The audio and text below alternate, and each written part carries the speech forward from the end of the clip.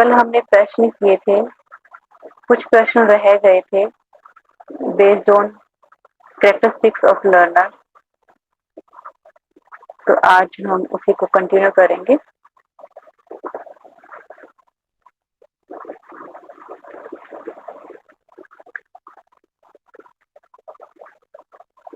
तो तब तक आप बताएं कि अडल्ट लर्नर के कैरेक्टरिस्टिक्स क्या होते हैं।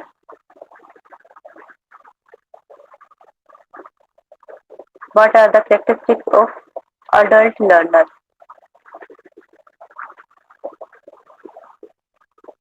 आप में से कोई भी बता सकते हैं, कोई भी एक कैरेक्टरिस्टिक्स आपको याद हो। जी 1 2 3 जी। इसमें वो समाज से जुड़ना चाहता है अडल्ट लर्नर, और जी मदद करना चाहता है तो समझ उसमें पैदा होती है, समझ का विकास होता है, जी अ, आगे बढ़ने के लिए और अपने आप को समाज में एक अच्छा नागरिक प्रेरित प्रेरित होता है, और आदर्श होना चाहिए, ऐसे वो सोच करता है। ठीक है। पुलिस सर, अच्छा प्रयास कर रहे हैं आप। ये बताइए कि जो किशोर लर्नर होता है, किशोर अधिगम करता, और जो वयस्क अधिगम करता होता है, उन दोनों में अंतर क्या होता है? कोई भी एक अंतर। जी मैम, जो जो किशोर में होता है वो डिसीजन आवाज ब्रेक हो रही है आपकी। जो ऊर्जा होती है उनमें, जो किशोर अवस्था में ऊर्जा मानी गई है कि हम्म, तब की अवस्था होती है, यानी ऊर्जा रहती है कि, एक ये करूँ क्या वो करूँ, ऐसे होता है उसका, एक डिसीजन पे नहीं रहते हैं। एडल्ट वाले एक डिसीजन लेते हैं कोई भी, ये difference। ठीक है,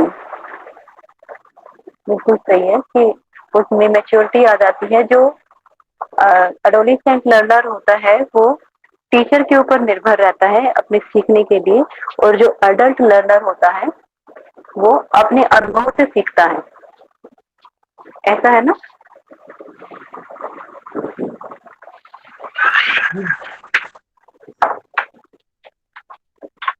और उसमें दूसरा और क्या होता है कि जो अडोलिसेंट लर्नर होता है, आपने बिल्कुल सही बताया, वो कॉन्फ्लिक्ट की सिचुएशन में रहता है, दुविधाग्रस्त रहता है। लेकिन जो अडल्ट लर्नर होता है वो क्लियर होता है, और जब अपना एम ओरिएंटेड एक्टिविटीज वो करता है। ठीक है, कितने हुए थे कल हमारे प्रश्न?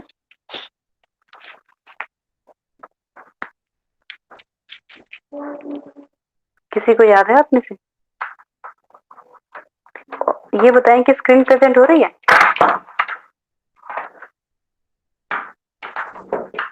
यस मैम, 15 तक हुए थे शायद।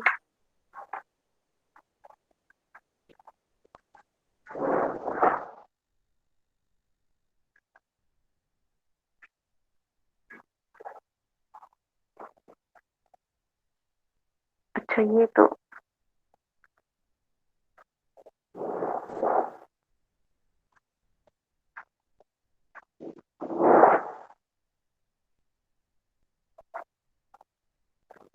ठीक है, 16th पढ़ेंगे आप।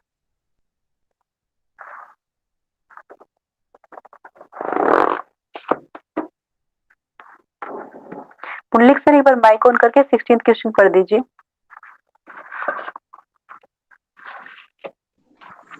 पढ़ना है इंग्लिश में। हाँ जी। we we usually say that no two students are alike. They may differ हाँ, they may differ from each other in terms of. तो other हम ये in, कहते हैं कि हाँ, बिल्कुल। इसमें हुआ है नाम तो। हाँ जी, क्या सर, क्या बोल रहे हैं आप? ये जो स्क्रीन है मैम, वो जो क्या बोलते हैं, आड़वा उबे टाइप में है, उसको नहीं क्या घुमाइए मोबाइल को थोड़ा सा, नहीं वो जूम होना चाहिए, दिख नहीं रहा है क्वेश्चन अच्छे से। अच्छा, अब दिख रहा है? हाँ ओके। ठीक है,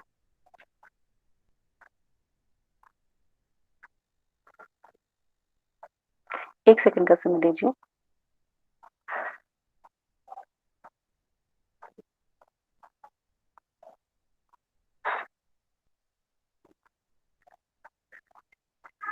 भाई आप कर दीजिए स्क्रीन प्रेजेंट।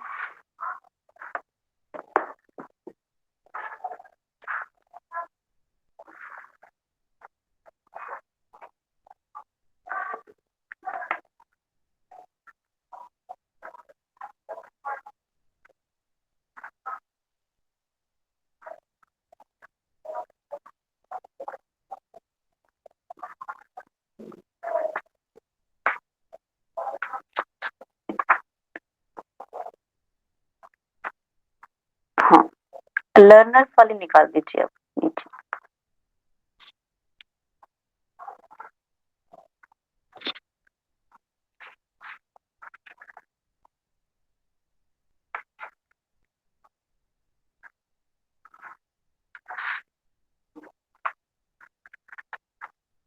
हम्म, सभी को स्क्रीन ठीक से दिखाई दे रही है? Yes ma'am. ठीक है, तो इसमें ये कहा जाता है कि दो स्टूडेंट जो होते हैं, दो विद्यार्थी, वो आमतौर पर क्या होते हैं कि समान नहीं होते, उनमें विभिन्नताएं होती हैं। तो वो किस बेस पर वो भिन्न होते हैं एक दूसरे से? अपब्रिंगिंग एंड सोशल स्टेटस के ऊपर वो भिन्न होते हैं, एप्टीट्यूड के ऊपर वो भिन्न होते हैं उसके बेस पर, या एटीट्यूड के बेस पर वो भिन्न होते हैं। अर्थात जो हमारा सामाजिक जो स्तर होता है उसके उसके ऊपर वो मतलब भिन्न होते हैं उसको लेकर, या फिर उनका जो अ, एक तरह से बौद्धिक जो स्तर होता है उस पर भिन्न होते हैं, या फिर उनके दृष्टिकोण पर भिन्न होते हैं? कौन सा होता है इसमें से, बताएं।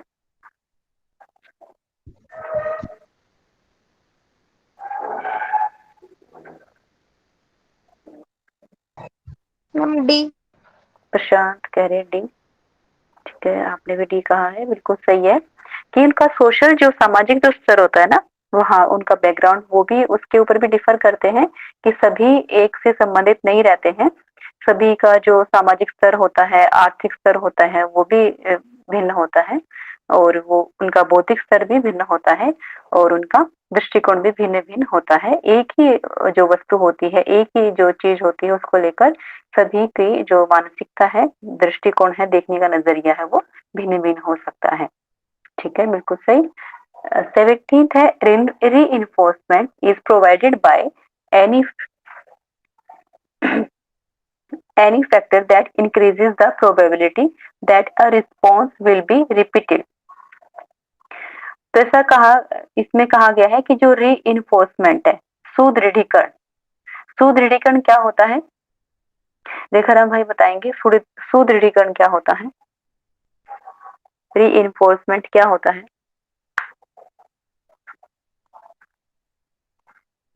कुछ भी पता हो आपको, थोड़ा सा हिंट पता हो। इसमें देखिए री इन्फोर्समेंट जो हमारा होता है ना, बता रहे हैं आप? मैम पुनर्बलन। पुनर्बलन, वो क्या होता है? जी पुनर्बलन, मैम, बताए मैम, हाँ जी बताए। जी। उसमें पुनर्बलम यानी कोई तथ्य मिल जाता है, तो जैसे पुनर्बलम दो प्रकार के रहते हैं, सकारात्मक और नकारात्मक। तो जिसको हटाया जाए वो नकारात्मक होता है, जिसको मतलब जो त्रुटियां वगैरह कुछ होगा नकारात्मक, उसको हटाने से और विषय वस्तु और शिक्षण पद्धति अच्छे से चलेगी। और जो पुरस्कार वगैरह रहता है वो सकारात्मक रहता है, पुरस्कार देने से शिक्षण पद्धति और अच्छे से होगी। बिल्कुल सही, बिल्कुल सही। ठीक है, तो रीइंफोर्समेंट जो होता है वो प्रोवाइड किया जाता है by any factor that increases the probability that a response will be repeated. ठीक है, कि पुंडलिक सर ने बताया कि उसको रिवार्ड दिया जाता है ताकि वो उसको जो उसने एक्टिविटी की है और वो बेहतर तरीके से दोबारा उसको करे, ठीक है। Which of the following can be factors of री इन्फोर्समेंट, तो री इन्फोर्समेंट का, सुदृढ़ीकरण का, पुनर्बलन का फैक्टर क्या क्या हो सकता है? प्रीज, प्रशंसा, टोकन रिवार्ड, उसको कोई इनाम देना, simply succeeding in a task, और किसी किसी टास्क में जो है सफलता प्राप्त होती है लर्नर को। ऑल ऑफ द अबव, इनमें से कौन सा होगा? प्रशांत तोमर जी बता रहे हैं कि डी होगा, रेखाराम भाई ने भी डी कहा है, जानकी भी कह रही है डी होगा। बिल्कुल सही है आपका, क्योंकि जो पुनर्बलन होता है, पुनर्बलन, पुनर अर्थात दूसरी बार, ठीक है, और बलन मतलब उसका सुदृढ़ीकरण, उसको एक बल मिलता है और उस जो एक्शन किया है, प्रतिक्रिया की है। तो जब बच्चा अच्छा कार्य करता है तो उसको शाबाश कहते हैं हम, बहुत अच्छा बेटा, बहुत अच्छा किया है, ठीक है। तो उसमें क्या होता है कि उसको प्रोत्साहन मिलता है और वो उस कार्य को दोबारा रिपीट करता है। तो ये है सुदृढ़ीकरण, पॉजिटिव, ठीक है। अब इसमें क्या होता है, नेगेटिव रीइंफोर्समेंट भी होता है। तो नेगेटिव रीइंफोर्समेंट क्या होता है? वो होता है जब बच्चा कोई बैड एक्टिविटी करता है और ऐसा व्यवहार करता है जो कि नहीं करना चाहिए उसको, तो फिर पेरेंट्स क्या करते हैं कि वो उसकी जो प्रिय चीज होती है उससे वो छीन लेते हैं, ठीक है।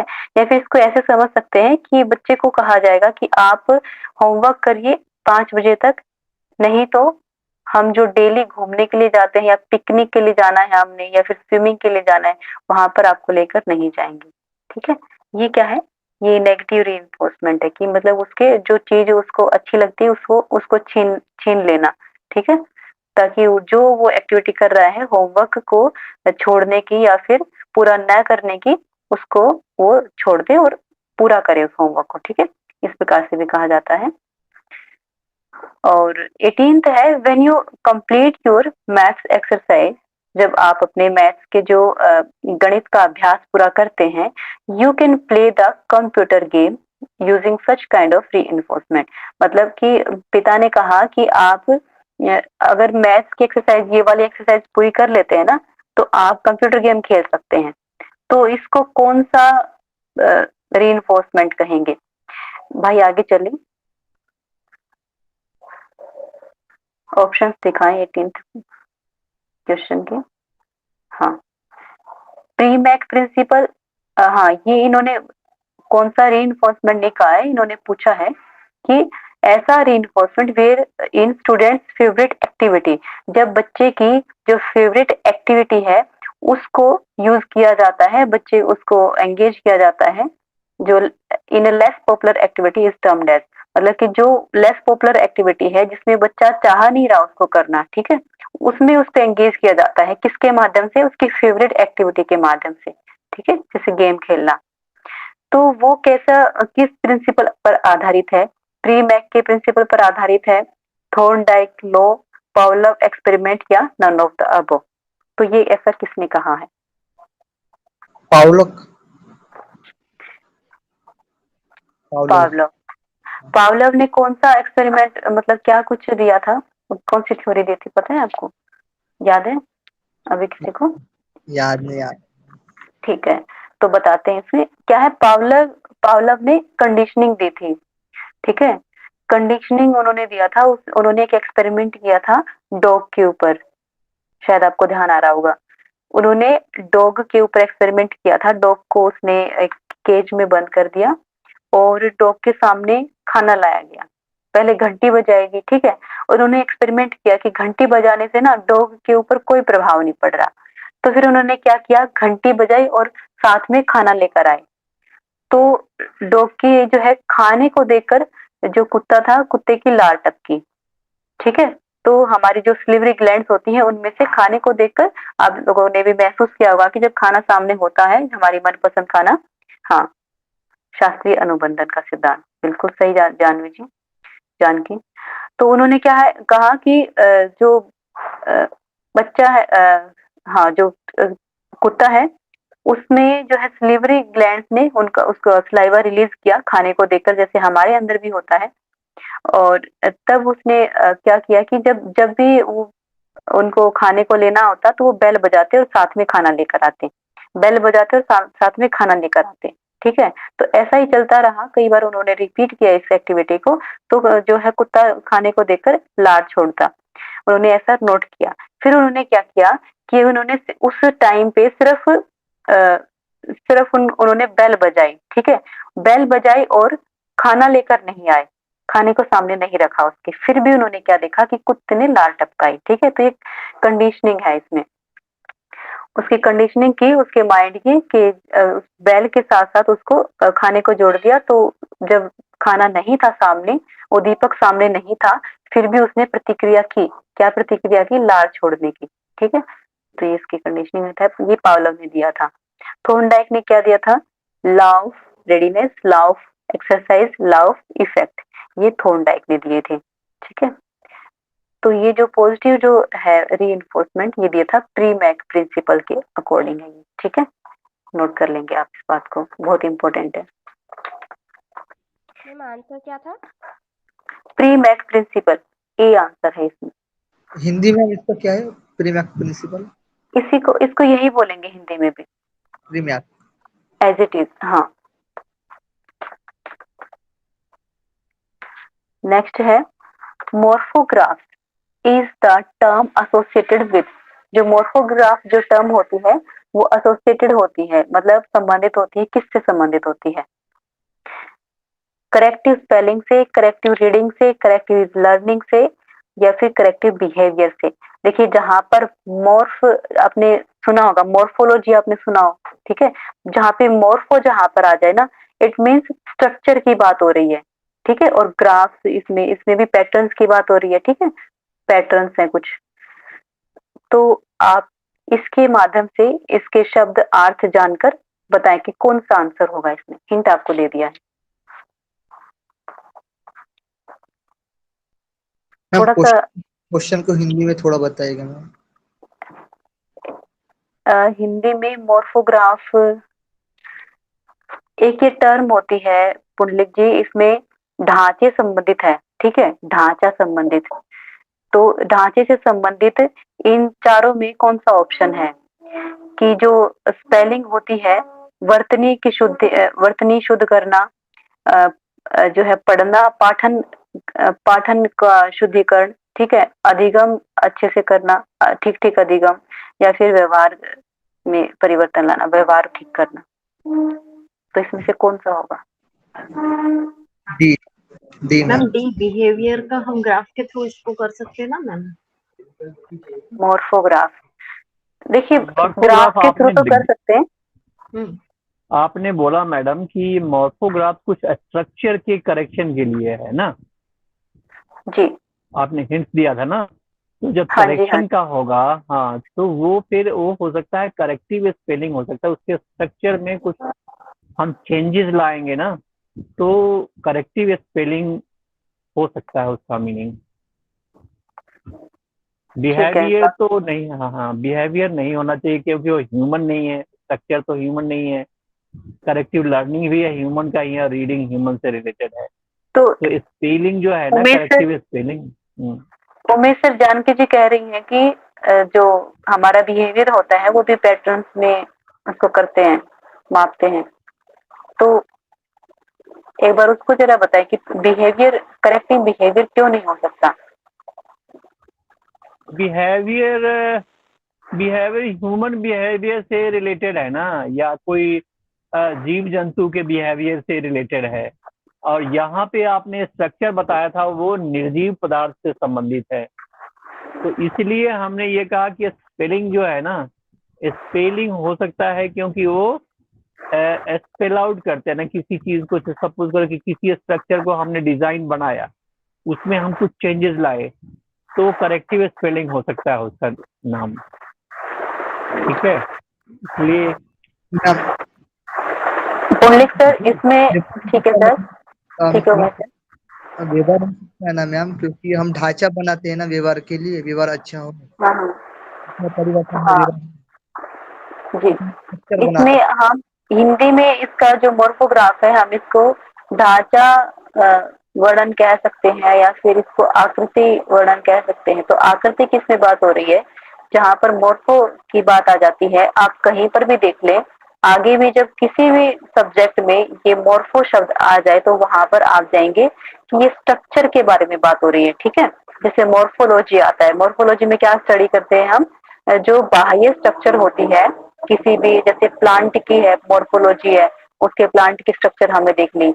जो निर्जीव मतलब निर्जीव इसमें जो है निर्जीव शब्द प्रयोग किया है उमेश सर ने, तो कुछ कुछ ठीक है। यहाँ पर आकृति की बात हो रही है तो आकृति बिहेवियर की कोई आकृति नहीं होती है, ठीक है, और उसमें लर्निंग की अधिगम की भी कोई आकृति नहीं होती है। बाकी हम उस पे पैटर्न से हम उसको माप सकते हैं, बिल्कुल माप सकते हैं ग्राफ के माध्यम से। लेकिन जो इसमें जो सबसे मोस्ट अप्रोप्रिएट जो आंसर है वो स्पेलिंग होगा, क्योंकि जो वर्तनी होती है ना, वर्तनी का एक स्ट्रक्चर होती है हमारी, ठीक है। एक किसी भी शब्द विशेष की वर्तनी है, उसकी भी एक स्ट्रक्चर होती है, एक आकार होता है। तो जो मोर्फोग्राफ्स है वो इससे संबंधित है। मैम इसका क्लियर आंसर ए होगा। हाँ जी, बिल्कुल ए 19 होगा। का आंसर ए। हाँ और 18 में आपने मैम क्या बोला था, नोट कर लेना करके इसमें। थैंक यू मैडम, हमारी 18 में लॉजिक को आपने सही सराहा दिया। जी सर, आपने हम देख रहे हैं कि आपने बड़ी अच्छे लॉजिकल ढंग से आपने उसको जो है पकड़ा है, जो हमने हिंट दिया था तो आपने उसको जी। बड़े सही, बिल्कुल सही उसको क्लिक किया। जी thank you. Thank you sir. हाँ जी, शुभ्रा जी बोल रहे थे, इसमें जो जी 18 मैम, था, 18 वाले में 18 आप हाँ हाँ कुछ प्री नोट मैक्स करने के लिए बोले प्रिंसिपल थे ना है। मैम, उसको थोड़ा हिंदी में बोल के बताइए ना, नोट करने के लिए। प्री मैक्स सिद्धांत ही बोलते हैं इसको, हिंदी में भी एज इट इज बोल देते हैं। क्या? प्री हाँ मैक्स उस प्री हाँ मैक्स सिद्धांत, प्री मैक्स सिद्धांत में पुनर्बलन आता है। पुनर्बलन है सकारात्मक पुनर्बलन, उन्होंने दिया था। ये किसने दिया था, पॉवलोव ने? नहीं, प्री मैक ने, प्री मैक्स, अच्छा, ये वो उनका नाम है मनोविज्ञान का कोई। हाँ प्री मैक्स भी तो बोल देते हैं। पॉवलोव इसमें करेक्ट प्री नहीं मैक्स था सिद्धांत 18 में? पावलोव इसमें नहीं होगा, उन्होंने शास्त्रीय अनुबंधन दिया था ना, तो इसका किसी कंडीशन सिचुएशन बेस्ड हो सकता है पावलोव, लेकिन यहाँ पर जो उन्होंने सकारात्मक जो संभावित जो उन्होंने बताया है कि जो लेस पॉपुलर एक्टिविटी है उसके लिए हम फेवरेट एक्टिविटी को इन्वॉल्व करके बच्चे के व्यवहार में परिवर्तन लाते हैं, तो ये प्री मैक ने दिया था। हिंदी में भी इसको प्रे मैक सिद्धांत बोलेंगे। उन्होंने कहा था कि जो, हाँ उन्होंने कहा था कि जो ज्यादा संभावित जो व्यवहार होता है वो कम संभावित व्यवहारों को सुदृढ़ीकरण के लिए प्रयोग किया जा सकता है। कि ज्यादा संभावित क्या है कि बच्चा जो है उसको फेवरेट है, मतलब गेम खेलना उसको पसंद है बहुत, और जो लेस पॉपुलर एक्टिविटी है मतलब कि जो उसको पसंद नहीं है, ठीक है, उसकी जो कमजोर एक्टिविटी है उसके पुनर्बलन के लिए, उसके सुदृढ़ीकरण के लिए हम उसके जो पॉपुलर एक्टिविटी है जो उसकी फेवरेट है उसको हम ले सकते हैं, प्रयोग कर सकते हैं। तो ये प्रे मैक ने दिया था, इम्पोर्टेंट है ये। ये मैक का प्रिंसिपल ही इम्पोर्टेंट है मैम। ये क्या पूछ रहे हैं शुभ्रा जी, दोबारा रिपीट करेंगे एक बार आप? प्री मैक प्रिंसिपल जिसके अंतर्गत हाँ आपने बताया जो ज्यादा संभावित, जो ज्यादा हाँ पसंद किए जाते हैं कम वाले से, उसके हाँ, उदाहरण लेके, ज्यादा वाला का उदाहरण लेके हम बच्चों को समझा सकते हैं। तो जो ये समझा प्री नहीं सकते। मैक है, देखिए इसमें दोबारा बता देते हैं एक बार। प्रे मैक सिद्धांत है मनोविज्ञान में, तो मनोवैज्ञानिक जो बच्चों का है, साइकोलॉजी बच्चों की, उसको कैसे ट्रीट करें, किस प्रकार से हम उसको ऐसा एक ढांचे में लेकर आए, उनको किस प्रकार से ऐसा ट्रीटमेंट दे, उसका एक्सपेरिमेंट दे कि वो बच्चे हैं अधिगम अच्छे प्रकार से हो। तो उसके लिए प्रे मैक सिद्धांत आता है। ये एक साइंटिस्ट है, उन्होंने सिद्धांत दिया है तो इनके नाम पर इसका सिद्धांत का नाम है। तो इस सिद्धांत में ये सिद्धांत कहता है कि जो ज्यादा संभावित जो व्यवहार है ना, मतलब कि ज्यादा जो फेवरेट है बच्चे का, जो बच्चा एक तरह से आदतन करता ही करता है, उसको बहुत पसंद है वो चीज, उसका सहारा लेकर उसके माध्यम से हम जो उसको पसंद नहीं है और जो वो करना नहीं चाहता, जैसे गणित का अभ्यास है वो करना नहीं चाहता, बच्चे पढ़ना नहीं चाहते, ठीक है, तो उस जो एक्टिविटी है, जो कम पॉपुलर एक्टिविटी है, जो कम संभावित है, उसको हम अप्रोच कर सकते हैं, उसको हम करवा सकते हैं बच्चे से और उसकी आदत में ला सकते हैं और जिससे अधिगम बेहतर होगा। तो ये सिद्धांत प्रेमैक ने दिया था, तो प्रेमैक सिद्धांत इसका नाम है। मैडम इसका मतलब हो गया, पहले बच्चे को पहले फेवरेट चीज को लाया, उससे उसका मूड बन गया, और मूड बनाने के बाद फिर उसको डिफिकल्ट जो टिपिकल चीज है जो लाइक नहीं करता है उसको उसके सामने सर्व किया, तो वो फिर उस अच्छे मूड में वो कर लेगा उसको। यही तो सिद्धांत है ना? ये सिद्धांत ऐसे है सर, जैसे कि बच्चे को प्रलोभन दिया जाता है, उसको लोभ दिया जाता है कि बेटा जल्दी से आप काम को खत्म करो, हम आपको स्विमिंग के लिए लेकर जाएंगे, जल्दी से आप काम खत्म करो, आपको वीडियो गेम देंगे, आपको ये चीज ला कर देंगे। तो हम ज्यादातर जो है आमतौर पर ऐसा करते हैं ना बच्चों के साथ कि बच्चों आप मतलब आपको चॉकलेट मिलेगी अगर आपने ऐसा किया तो, ठीक है, एक रिवार्ड उसको देते हैं, इसमें मैम उसको हम प्रलोभन। हाँ करते हैं ना, इंटरेस्ट क्रिएट करवाते हैं ना हम। हाँ, इंटरेस्ट क्रिएट करवाते हैं। इंटरेस्ट क्रिएट मतलब उसके दूसरा जो उसको इंटरेस्टिंग लगता है ना, उसका प्रलोभन देकर, उसका लालच देकर उससे वो एक्टिविटी करवा लेते हैं जो उसको पसंद नहीं होती। और फिर धीरे धीरे क्या होगा, जब उसको पसंद नहीं होती वो करता जाएगा तो उसको धीरे धीरे उसकी समझ बनेगी तो इंटरेस्टिंग उसके लिए खुद ही हो जाएगा। जब बच्चे के लेवल पर होता है तो मेमोरी लेवल पर जब वो होता है, रट्टा मारने की जो सिचुएशन में होता है तब, या फिर उसको अंडरस्टैंडिंग लेवल में उसने प्रवेश नहीं किया होता कि वो ऐसा समझ पाए। जो जैसे अडल्ट लर्नर होते हैं वो खुद से सेल्फ मोटिवेटेड होते हैं, वो करेंगे, ठीक है, उनको जो अच्छा नहीं लगता वो भी करेंगे। लेकिन जो अडोलिसेंट होते हैं, अडोलिसेंट या फिर जो चिल्ड्रन होते हैं, अडोलिसेंट भी थोड़ा सा समझदार होता है, लेकिन जो चिल्ड्रन होते हैं, बालक होते हैं, उन बालकों को इतनी समझ नहीं होती कि हमारे लिए अच्छा कार्य है और ये हमारे लिए ऐसे बेनिफिशियल रहेगा, तो उनको ऐसा करवाया जाता है जो उनके लिए उचित होता है। आगे चलेंगे। 20th क्वेश्चन है, which of the following descriptions apply in context of constructivist approach and cognitive theory of learning. भाई थोड़ा सा आगे चलेंगे, इसमें से हमें इसमें चूज करना है कि जो कंस्ट्रक्टिविस्ट है, जो संरचनावादी है, और जो संज्ञानात्मक जो थ्योरी है लर्निंग की, अधिगम की, तो उसमें कौन सा ज्यादा जो है हम उसको प्रेफर करेंगे यूज करने में, ठीक है। Learners as active participant in learning process, seeking to interact और using multiple sources of information, all of the above. तो इन्होंने कहा है ए में, हिंदी में सुन लीजिए, कि जो अधिगम होते हैं, अधिगम एज एक्टिव पार्टिसिपेंट होते हैं लर्निंग प्रोसेस में, अधिगम प्रक्रिया में, और सीकिंग टू इंटरप्रेट मतलब कि वो ऐसा उसमें पार्टिसिपेट करना चाहते हैं, इंटरप्रेट करते हैं, using multiple sources of information, बहुत सारी जो है मल्टीपल सोर्सेज ऑफ इंफॉर्मेशन को प्रयोग करते हैं। जिसमें से कौन सा होगा? आप सभी डी बता रहे हैं। Ma'am D. डी।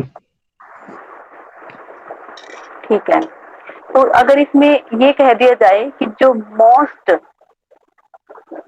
जो अप्रोप्रिएट है, मोस्ट अप्रोप्रिएट टर्म कौन सी होगी कंस्ट्रक्टिविस्ट जो उसको अप्लाई करना चाहेंगे? Multiple sources. संरचनावादी किसको प्रयोग करेंगे ज्यादा? ए नंबर का मैम। ए, बिल्कुल सही रंजना जी। इसमें क्या होता है कि जो लर्नर्स होते हैं ना, अधिगम करता होते हैं, वो एक्टिव पार्टिसिपेंट होने चाहिए उस लर्निंग प्रोसेस के, ठीक है। जब एक्टिव पार्टिसिपेंट होंगे वो ही अपने ज्ञान की संरचना करेंगे। तो जीन पियाजे का नाम यहाँ पर बहुत महत्वपूर्ण से लिया जाता है। जो जीन पियाजे थे उन्होंने संरचनावाद के ऊपर और कॉग्निटिव थ्योरी उन्होंने दी थी, उसमें उन्होंने 4 स्टेजेस बताई थी। तो उन्होंने कहा था कि जो बच्चे होते हैं वो यंग साइंटिस्ट होते हैं, वो ज्ञान का निर्माण करते हैं, तो इसलिए संरचनावाद इसको कहा गया है। आगे है organised bodies of knowledge that we build up about particular object, situations और फिनोमेना आर टर्म्ड एज। तो ऐसे ऑर्गेनाइज्ड बॉडीज होती हैं ज्ञान की एक तरह से मतलब निर्मित ऐसी स्ट्रक्चर होती है, बॉडी को क्या कहेंगे, एक ढांचा कह लीजिए, एक ज्ञान का ऐसा निर्मित ढांचा होता है। We build up about particular object, जो कि हम किसी विशिष्ट ऑब्जेक्ट के लिए, विशिष्ट वस्तु के लिए हम प्रयोग करते हैं किसी भी सिचुएशन और फिनोमेना में। वो क्या बोलते हैं उस जो ज्ञान के निर्मित ढांचे को क्या बोलते हैं, जो हमारा किसी भी वस्तु को लेकर बनता है ब्रेन में, मस्तिष्क में? कॉग्निशन। कॉग्निशन, ठीक है। और बताएं आप लोग। प्रश्न किसी को प्रश्न समझ में ना आया हो तो भी आप पूछ लें। मैम फर्स्ट वाले ऑप्शन का क्या रहेगा मैम? ये नाम है क्या कोई? शिमास और मेंटल देखिए ऑप्शन, रंजना जी इसके बाद हम बताएंगे, अभी ऑप्शंस को इलेबोरेट नहीं करेंगे। आप पहले उत्तर बताएं कि आपके हिसाब से क्या होगा। प्रश्न नहीं समझ में आया तो प्रश्न बता सकते हैं अभी। मैम जी द डेबॉक तो होगा नहीं, ये दोनों तो एब्सोल्यूट हो गया। बच गया एस्कीमेस एंड मेंटल एस्कीमेटा। मेंटल एस्कीमेट थोड़ा सा रिलेशन है कॉग्निशन का और मेंटल एस्कीमेटा में। कॉग्निशन मतलब किसी चीज को ऑप्शन यही समझना, होना उसको चाहिए। अच्छी तरह, और ये एस्कीमेटा है कि दिमाग में उसकी संरचना हम रखेंगे। तो ये दोनों ही काफी क्लोज है एक दूसरे के। ठीक है, आप लोग लॉजिक लगा रहे हैं। रंजना जी आपने कौन सा बताया है? एक ही साथ जाना चाहती हूँ। क्यों, थोड़ा समझाएं। एक तो इसमें मेंटल स्कीमेटा है ये, तो ये चीजें क्योंकि मेमोरी और कॉग्निटिव तो दोनों हो जाएगा ना। हाँ देखिए, आप जब हमने ऐसा कह दिया है कि मस्तिष्क में ढांचा ज्ञान का ढांचा है ना, तभी आपने जो है मेंटल शब्द की तरफ जा रहे हैं आप, जी फिर जी। कॉग्निशन की शब्द की जा रहे हैं। आपको पता है कक्षा में इतनी बार मैंने जो है इस शब्द का प्रयोग हुआ है, इतनी बार कक्षा में, और इतना अच्छे से इसको बताया है और ध्यान देकर ये भी कहा है इसको नोट करिए, ये डायरेक्ट प्रश्न आता है इसके ऊपर। तो बड़े खेद की बात है आप किसी को भी याद नहीं है। हाँ, जानकी जी ने सही कहा। जीन प्याजे ने ये टर्म दी है स्कीमा। उन्होंने क्या है कहा है, पैकेट्स ऑफ नॉलेज। तो ये क्या है, ऑर्गेनाइज्ड बॉडीज। तो पैकेट क्या होते हैं, वो भी ऑर्गेनाइज्ड बॉडीज होती है, ढांचा होता है, ठीक है, निर्मित ढांचा किसका, ज्ञान का। तो पैकेट्स ऑफ नॉलेज हमने ये शब्द प्रयोग किया है, कई बार प्रयोग किया कक्षा में, और ये भी कहा है कि आप नोट कर ले, इसके ऊपर डायरेक्ट क्वेश्चन आता है, बहुत इंपॉर्टेंट है ये, अब भी आप नोट करिए इसको। उन्होंने कहा है कि जैसे जो बच्चा होता है अनुभव आधारित वो सीखता है, खुद अपने ज्ञान का निर्माण खुद ही करता है वो, ठीक है। और उन्होंने कहा एक्टिविटी करके सीखता है, वातावरण के साथ अंतः क्रिया करके सीखता है। और जब वो सीख जाता है किसी ऑब्जेक्ट के ऊपर, वो जैसे कोई भी अवधारणा वो लेता है, तो उसकी ब्रेन में जो है अवधारणा बनती है, उसको स्कीमा कहा जाता है। पैकेट्स ऑफ नॉलेज, जो स्कीमा इकट्ठे हो के क्या होता है कि एसिमुलेशन, फिर जो है अकोमोडेशन होता है। इस प्रकार से उन्होंने बताया है, ठीक है। आगे है the taking in of new information. Ma'am 21 का आंसर क्या है? आंसर ए है, स्कीमा। इसको हिंदी में भी एज इट इज बोला जाता है, स्कीमा। मैम 20 का आंसर डी होगा ना? हाँ, 20 का आंसर वो ए है। 20 का आंसर इसमें से यदि मोस्ट अप्रोप्रिएट कहा जाए तो learning as active participant in learning process, तो ये होगा कंस्ट्रक्टिविटी इसकी उससे। तो फिर इसमें है सीकिंग टू इंटरप्रेट, तो इंटरप्रेट करना चाहते हैं, वो मल्टीपल सोर्सेज से इंफॉर्मेशन लेते हैं, ठीक है। तो ये सभी इसमें आ जाएंगे, डी होगा इसका आंसर। 20 का डी होगा मैम, हाँ जी, डी होगा। और 21 का ए होगा। ए होगा जी। जी। The taking in of new information is termed as, जो हम नई सूचना को लेते हैं तो उसको क्या बोला जाता है? नई सूचना के अधिग्रहण को क्या बोला जाता है इनमें से? एसिमिलेशन बोला जाता है, कॉग्निशन बोला जाता है, अकोमोडेशन बोला जाता है। तो हिंदी में भी इसको बता देते हैं। हिंदी में इसका आएगा पहले का आत्मसात, सहभागिता, अकोमोडेशन को सामंजस्य भी बोल सकते हैं और सहभागिता भी बोलते हैं। कॉग्निशन का है संज्ञान और डी का है नन, आपको पता ही है। नहीं रिसेप्शन है ना, डी तो नन नहीं, ऊपर वाला पढ़ लिया था। तो रिसेप्शन में है ग्रहण करना। पहला आएगा एसिमिलेशन। सभी बताएं। और एसिमिलेशन क्यों आएगा पुंडलिक सर, एक बार उसको एक्सप्लेन करें। न्यू इंफॉर्मेशन को हमने ग्रहण किया है तो रिसेप्शन होगा ना, वो हम डी रिसीव किया है ना इंफॉर्मेशन को।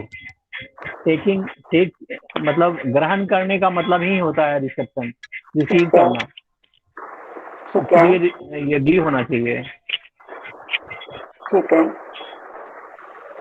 एक बार पुंडलिक सर का और सुन लेते हैं, एक्सप्लेनेशन क्या देते हैं। पुंडलिक सर एक बार बताएं क्या डी का हिंदी में क्या है? ग्रहण, ग्रहण करना। हाँ, तो पहले वही आएगा मैम, ग्रहण करते हैं फिर आत्मसात करते हैं। ठीक है, रेखाराम भाई है, रेखाराम भाई ने ए बताया है। एक बार माइक ऑन करके बताएं भाई, इसको थोड़ा सा एलेबरेट करें। ये एसिमुलेशन यानी आत्मसातीकरण होता है ना, आत्मसातकरण। हाँ अच्छा, और रिसेप्शन का मतलब ग्रहण। हाँ, तो पहले कॉग्निशन होता का तो ग्रहण ही है, संज्ञान, मेरे ध्यान में नहीं रही। ग्रहण। ठीक है, रंजना जी कुछ कहना चाहती हैं आप? माइक ऑन है। मैंने भी एसिमुलेशन, एकोमोडेशन, रिसेप्शन, ये सब एक दूसरे से काफी मिलता जुलता है। कॉग्निशन, हाँ बहुत मिलता जुलता है। हाँ, ऑप्शन ऐसे ही देते हैं सर, और इसीलिए ये साथ में रखे हैं क्योंकि ये मिलते जुलते हैं, ताकि हमें कंफ्यूजन क्रिएट हो। इसका है आत्मसात करना आएगा, आत्मसात करना, एसिमिलेशन।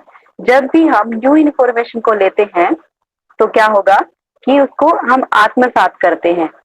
ठीक है, रिसेप्शन नहीं आएगा, क्योंकि जब हमारी लर्निंग की बात हो रही है और टाइप्स ऑफ लर्नर की बात हो रही है तो उसमें मेन नाम आए हैं हमारे जीन पियाजे, तो मुख्य हैं उसमें।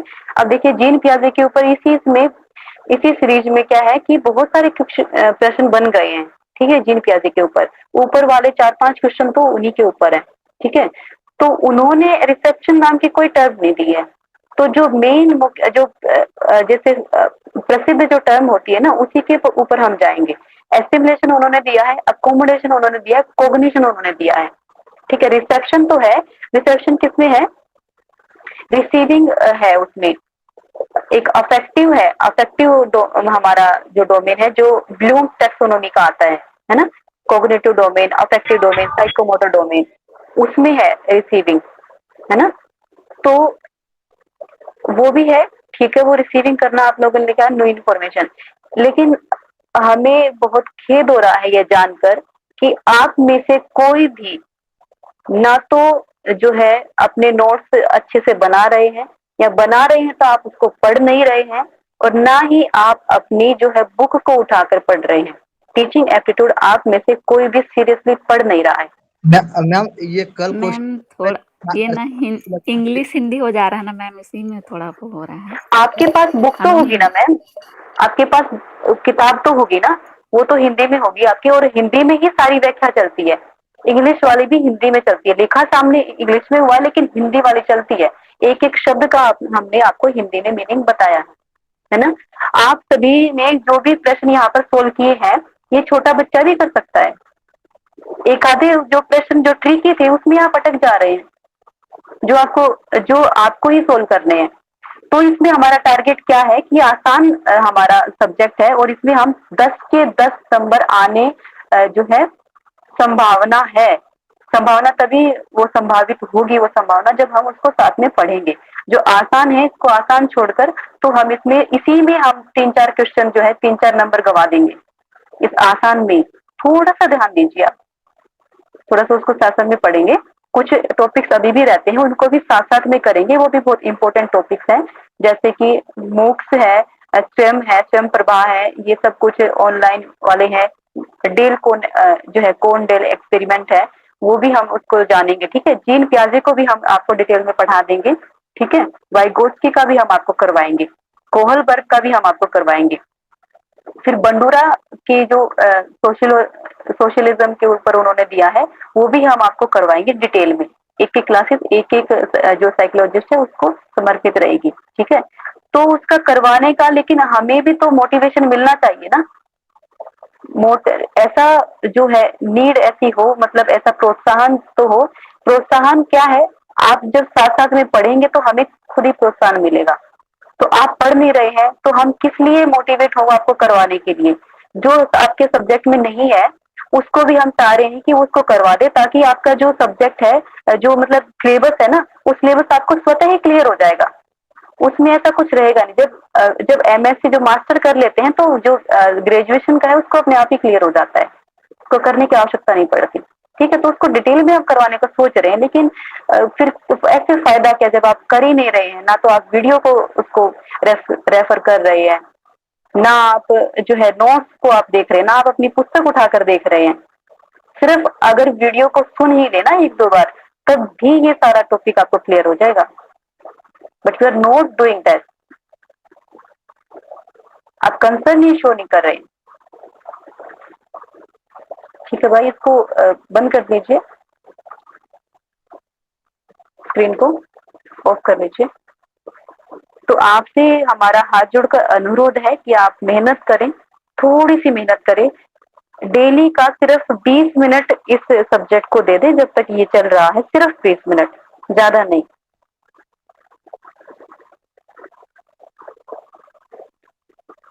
तो ये बहुत ही इजी क्वेश्चन थे, एक दो था उसमें हम जो टर्मिनोलॉजी थी साइकोलॉजिस्ट से संबंधित, वो ही उसमें आप लैग कर गए।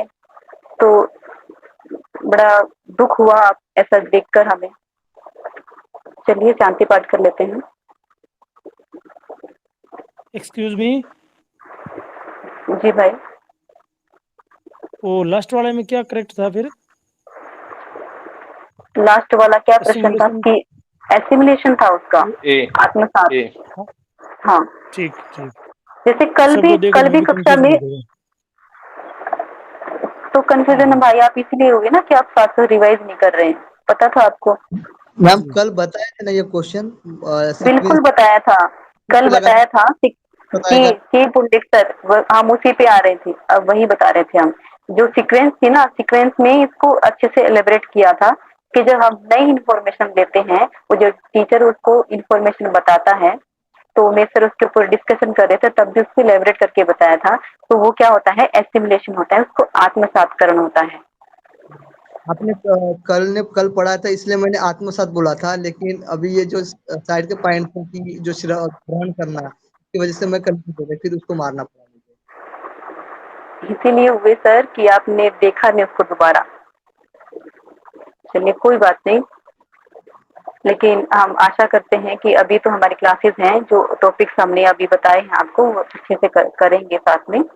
तो आपसे इतना ही अनुरोध है कि आप उसको साथ साथ, अगर आप किताब भी नहीं उठाते हैं तो भी आप क्या करें कि वीडियो को आप एक दो बार देख लें। वीडियो को यदि दो बार भी स्पीड में, ज्यादा स्पीड में करके आप देखेंगे ना, तो आपको पूरा सब कुछ क्लियर हो जाएगा। और बुक्स का तो कुछ रिप्लेसमेंट होता ही नहीं है, उसका कोई ऑप्शन नहीं होता, कोई विकल्प नहीं होता। किताबों को अगर आप उठाकर पढ़ेंगे तो वो बहुत सबसे बेस्ट रहेगा। और ये वीडियोस है और ये जो क्लासेस हैं, ये आपका सिर्फ फैसिलिटेट कर रही है, सिर्फ सुविधाएं प्रोवाइड कर रही है कि आपको एक हल्की सी जो है अच्छी से समझ बन जाए, ताकि जो किताबें हैं उसमें जब आप पढ़ें तो आपको जल्दी से कनेक्ट करें चीजें, और याद जो है आपको समझने में आसानी हो और आपका इंटरेस्ट बने। इसीलिए ये कक्षाएं कंडक्ट करवाई जा रही है, लेकिन किताबों का कोई विकल्प नहीं होता है। फिर भी यदि आप वीडियोस को भी एक दो बार देखते हैं, तब भी इसमें जो है अप्रोच अच्छी हो सकती है आपकी। ठीक है, शांति पाठ कर लेते हैं। लंबी गहरी श्वास। अभी तो 10 मिनट है, शायद सर 8 बजे ही ज्वाइन करेंगे। तब तक आपका किसी का कोई डाउट हो, किसी को कोई समस्या आ रही हो, तो आप शेयर कर सकते हैं। मैम पहले शांति पाठ कर लेते हैं, उसके बाद फिर डाउट क्लियर कर लेंगे। ठीक। कमर गर्दन सीधी, आंखें कोमलता से बंद, हाथ मस्तिष्क की मुद्रा में या ज्ञान मुद्रा में रखेंगे। लंबी गहरी श्वास। जब आप श्वास भरते हैं तो नाभि तक फुलाव आए, फिर से धीरे धीरे छोड़ेंगे। सांसों के ऊपर ध्यान लगाएंगे। अपने इंद्रियों को बाहर से समेटकर भीतर लगाने का प्रयास। फिर से लंबी गहरी श्वास और छोड़ते हुए ओम का उच्चारण करेंगे। और ओम का उच्चारण पूरा उच्चारण करेंगे शोर के साथ। ऐसा नहीं कि आप दबे दबे शब्दों में करें, पूरा शुद्ध उच्चारण करेंगे ताकि आप जो ओम का उच्चारण करें उसी में आप लीन हो जाएं। किसी की जो ध्वनि है, जो स्पंदन है, उसमें आपका ध्यान लीन हो जाए। ओ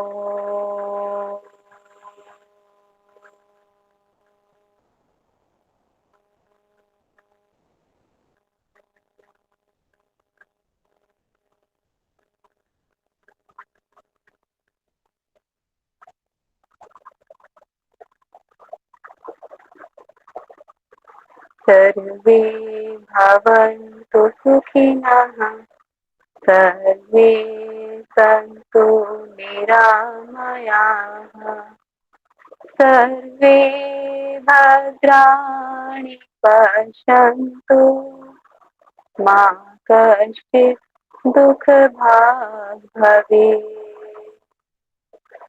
ओम